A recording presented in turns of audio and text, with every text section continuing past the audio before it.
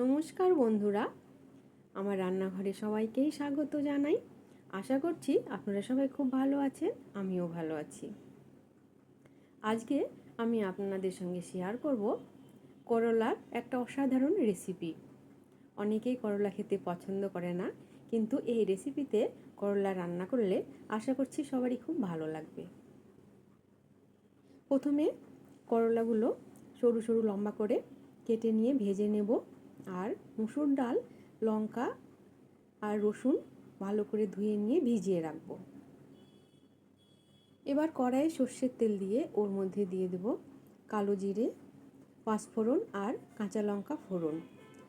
এবার ওর মধ্যে আলু, লাল ডাঁটা আর পেঁয়াজ, সামান্য রসুন থেতো করে ওর মধ্যে দিয়ে দেব, আর একসঙ্গে ভেজে নেব। তারপর একটু জল দিয়ে ঢাকনা দিয়ে ঢেকে রাখবো সিদ্ধ হওয়ার জন্য। এদিকে মসুর ডাল, লঙ্কা, রসুন একসঙ্গে পেস্ট করে নেব, আর ওর মধ্যে দিয়ে দেব পরিমাণ মতো নুন, হলুদ আর জিরে গুঁড়ো। এবার পেস্টটা খুব ভালো করে মেখে নেব। সবজিগুলো খুব সুন্দর সেদ্ধ হয়ে গেছে। এবার মসুর ডালের যে মিশ্রণটা তৈরি করে রেখেছিলাম খুব ভালো করে ফেটিয়ে নেব। এবার মসুর ডালের ওই মিশ্রণগুলো নিয়ে অল্প অল্প করে ছোট ছোট বলের মতো করে ফুটতে থাকা সবজিগুলোর মধ্যে দিয়ে দেব। এবার সব মিশ্রণগুলো দেয়া হয়ে গেলে ভেজে রেখেছিলাম যে করলা, সেই করলা ভাজাগুলো আস্তে করে সাইড দিয়ে দিয়ে দেব।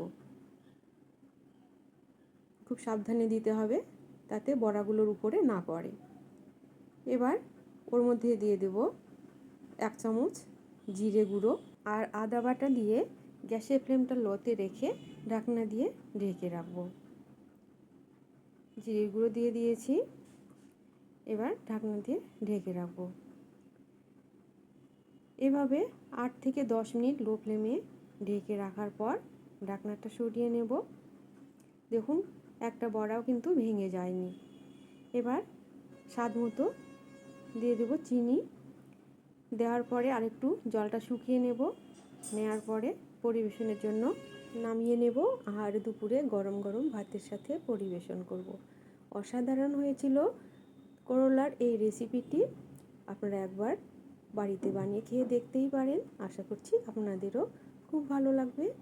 আজকের মতো আমার ভিডিওটা এখানেই শেষ করছি। সবাই সুস্থ থাকবেন, ভালো থাকবেন।